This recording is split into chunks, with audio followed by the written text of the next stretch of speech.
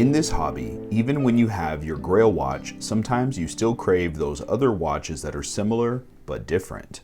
That is the case for me and my current collection. I have my Blancpain 50 Fathoms reference 5015, but I still find myself looking at the mil-spec variant, the vintage Aqualung, the lip, and the watch that this one pays homage to, the NoDerivs version. This homage is done nicely by WatchDives, and they offer a few other versions like the standard vintage 50 Fathoms as well as a mil-spec version. All of these versions will be linked in the description and comments for you to go check out after this review. But first, let me know in the comments, have you experienced the desire to get other watches even after you've obtained your grail watch? Or if you're still on the hunt for a grail piece, do you think you'd still lust after other watches, or would your thirst finally be quenched? Getting into the specs of this version, we have a case diameter of 40 millimeters, lug-to-lug height of 48 millimeters, lug width of 19 millimeters, and a case thickness of 11 millimeters. But when we factor in the box dome sapphire, it puts the case thickness at around 13.9 millimeters. The watch will wear smaller due to the dial diameter coming out to only 28.5 millimeters. The case is made from 316L stainless steel in a bead blasted finish, and there is a signed screw down crown with a blank screw down case back. The lugs are drilled, giving the watch a vintage vibe, and while there is a beveled edge along the lugs, the overall matte look and finish of the watch allows for the dial and bezel to be the stars of the show. The bead blasted finish carries over to the hardware of the strap, which is a single pass nylon NATO strap in black and tan that has a nice weave pattern to it, and the stitching seems like it will hold up for a long period of time. The watch has a 120 click unidirectional bezel that has a tad bit of backplay, but clicks nicely, and the tactile feel of the teeth along the upper edge of the bezel allow for easy and precise adjustment. I was a bit bummed to see that the bezel does not evenly line up with the 12 o'clock marker, but this is easy for me to overlook when considering the price for all of the other features and specs that I'm getting here. For example, this is a ceramic bezel insert that is also fully lumed, with not just one color, but two colors. It's really amazing, and the design of the bezel closely resembles that with some of the vintage Blancpain models like the NoDerivs and the Tourneck Rayville versions. I personally love the pop of the Fotina on the Arabic numerals, while contrasting with the stark white minute baton indices. This ties in not only with the creamy colors of the lume on the dial, but with the tan stripe that runs along the middle of the strap.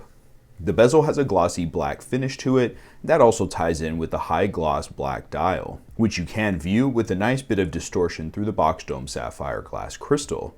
If you want to save a bit on the price, you can opt for a K1 mineral glass crystal as well. Both options will come with a clear AR coating applied. Looking at the dial, you'll notice the white logo printed at 12 o'clock and the iconic No Rads indication printed in orange and red at the 6 o'clock position. Indices are a mix of Fotina applied lume hour markers bordered in white paint with a minute track also printed in white. The handset is also a combination of this white and Fotina cream colored lume.